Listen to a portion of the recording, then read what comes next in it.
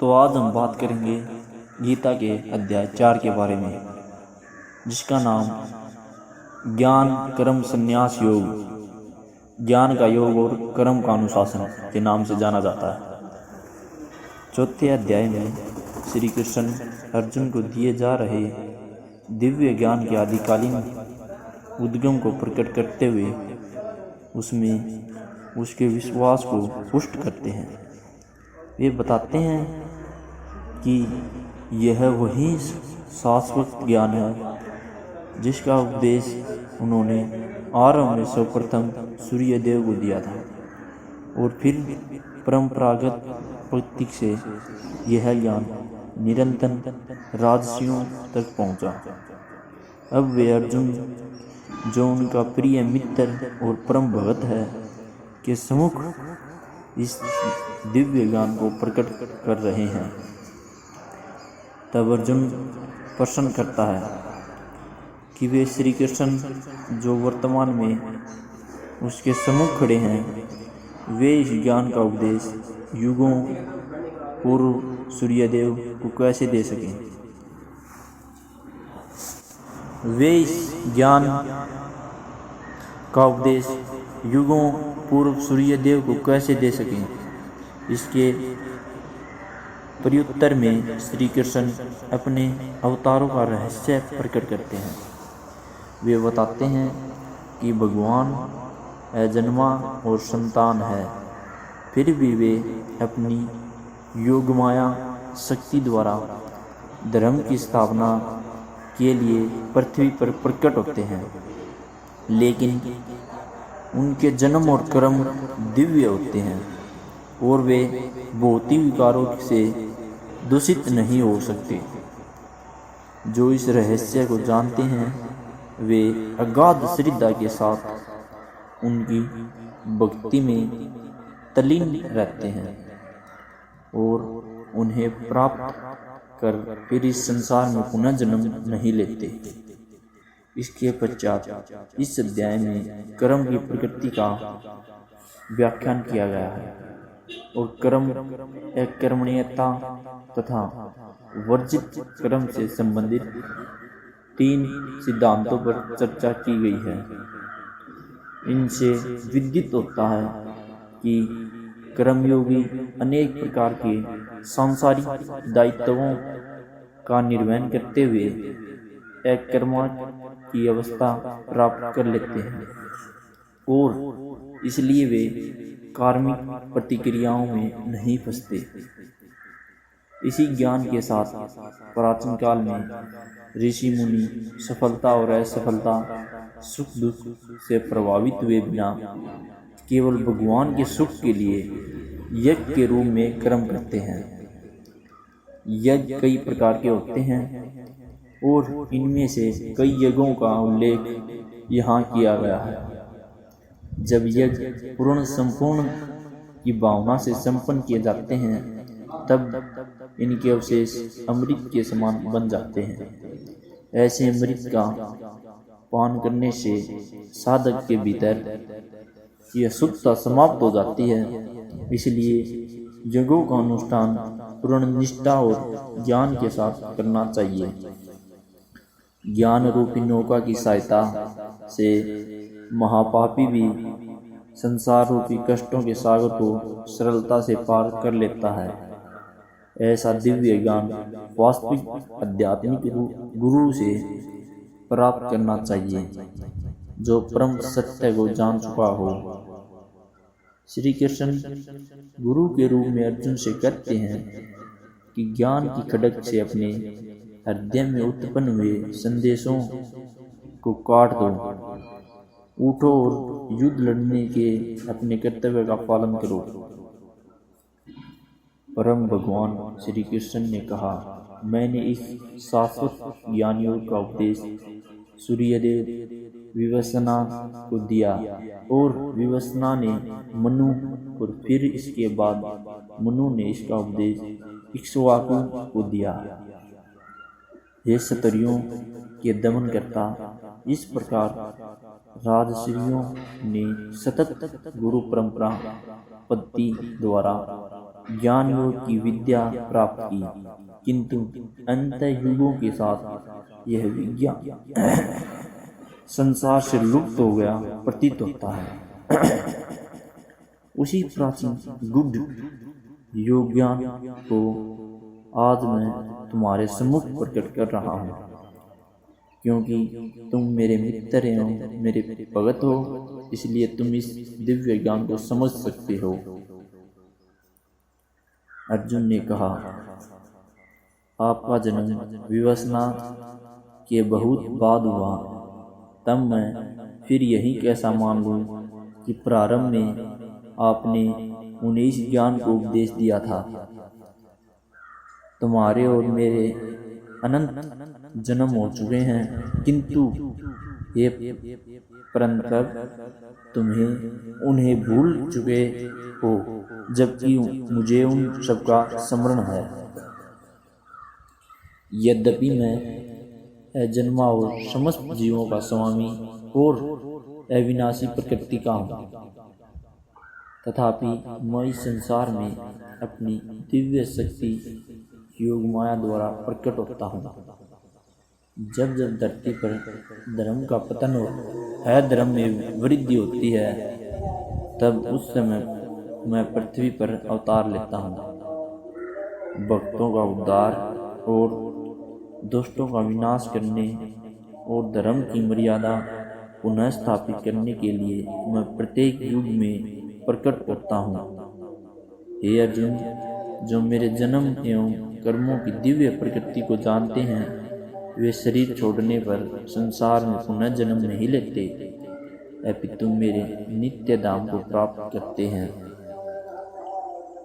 असक्ति, भय और क्रोध से मुक्त होकर पूर्ण रूप से मुझसे तल्लीन होकर मेरी शरण ग्रहण कर भूतकाल में अनेक लोग मेरे ज्ञान से पवित्र हो चुके हैं, और इस प्रकार मैं उन्होंने मेरा दिव्य प्रेम प्राप्त किया है।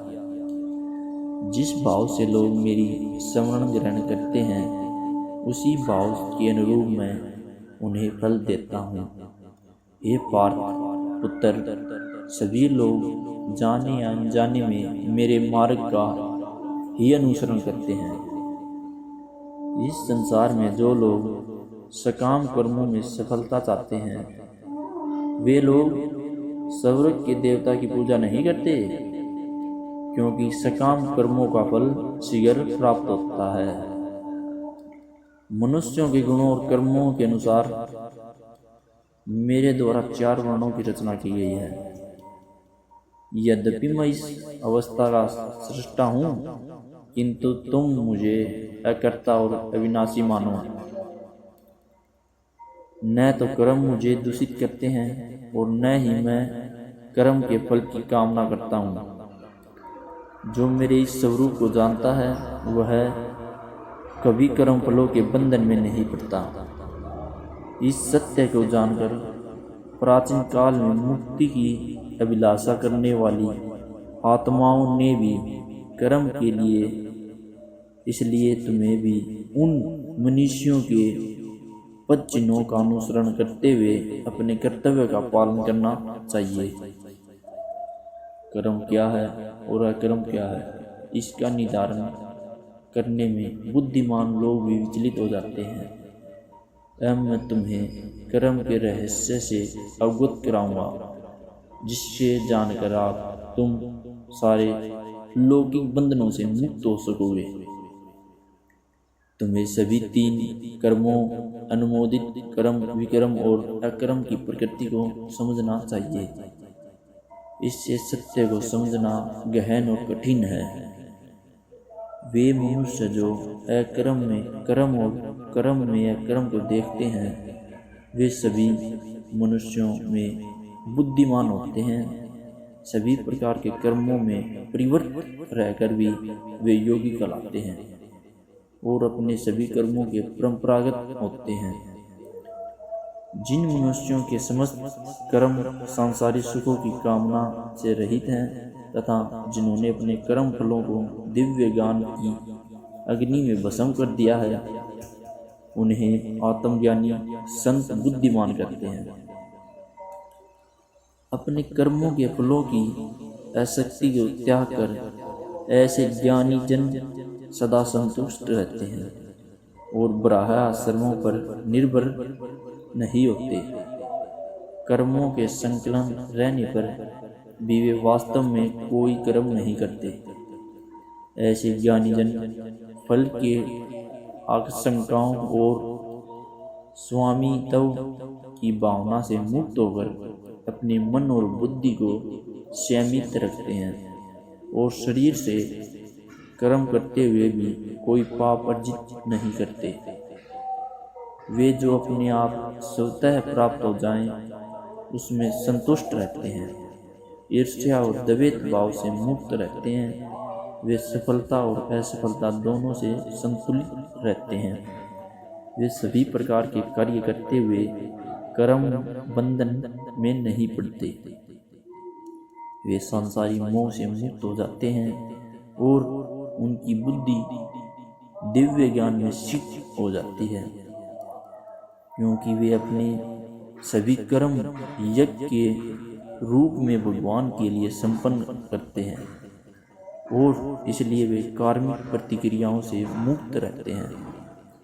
जो मनुष्य पूर्णतया भगवत चेतना में तल्लीन रहते हैं, उनका हवन बराह है, हवन सामग्री बराह है और करछुल जिससे आहुति डाली जाती है वह बराह है, अपरण कार्य बराह है और यज्ञ की अग्नि भी बराह है। ऐसे मनुष्य जो प्रत्येक वस्तु को भगवान के रूप में देखते हैं, वे सहजता से उसे पा लेते हैं। कुछ योगी सांसारिक पदार्थों की आहुति देते हैं, यज्ञ द्वारा देवताओं की पूजा करते हैं। अन्य लोग जो वास्तव में आराधना करते हैं, वे परम सत्य ब्रह्मरूपी अग्नि में आत्माहुति देते हैं। कुछ योगीजन श्रवणादि क्रियाओं और अन्य इंद्रियों को स्वयं रूपी यज्ञ की अग्नि में समाहित कर देते हैं और जबकि कुछ अन्य शब्दावली क्रियाओं और इंद्रियों के अन्य विषयों को इंद्रियों की अग्नि रूपी यज्ञ में भेड़ चढ़ा देते हैं। दिव्य ज्ञान से प्रेरित होकर कुछ योगी संयमित मन की अग्नि में अपनी समस्त इंद्रियों की क्रियाओं और प्राण शक्ति को भस्म कर देते हैं। कुछ लोग यज्ञ के रूप में अपनी संपत्ति को अर्पित करते हैं। कुछ अन्य लोग यज्ञ के रूप में कठोर तपस्या करते हैं और कुछ योग यज्ञ के रूप में अष्टांग योग का अभ्यास करते हैं और जबकि अन्य लोग यज्ञ के रूप में वैदिक ग्रंथों का अध्ययन और ज्ञान पोषित करते हैं, जबकि कुछ कठोर प्रतिज्ञाएं करते हैं। कुछ अन्य लोग भी हैं जो बाहर छोड़े जाने वाली श्वास को अंदर भरी जाने वाली श्वास में, जबकि अन्य लोग अंदर भरी जाने वाली श्वास को बाहरी श्वास में रोककर यज्ञ रूप में अप्रतिक करते हैं। कुछ प्राणायाम की कठिन क्रियाओं द्वारा भीतरी और बाहरी श्वासों को रोककर प्राणवायु को नियंत्रित कर उसमें पूरी तरह से आत्मसत हो जाते हैं। कुछ योगी जन अलग भोजन कर श्वासों को यज्ञ के रूप में प्राण शक्ति में अर्पित कर देते हैं। सब प्रकार के योगों को संपन्न करने के परिणाम स्वरूप योग साधक अपनी अशुद्धता को शुद्ध करते हैं। इन यज्ञों का रहस्य जानने वाले और उनका अनुष्ठान करने वाले इन यज्ञों के अवशेष जो कि अमृत के समान होते हैं का आस्वादन कर परम की सत्य की ओर बढ़ते हैं। हे कुरुश्रेष्ठ, जो लोग यज्ञ नहीं करते वे न तो इस संसार में और न ही अगले जन्म में सुखी रह सकते। विभिन्न प्रकार के इन सभी यज्ञों का वर्णन वेदों में किया गया है और इन्हें विभिन्न कर्मों की उत्पत्ति का रूप मानो। यह ज्ञान तुम्हें माया के बंधन से मुक्त करेगा।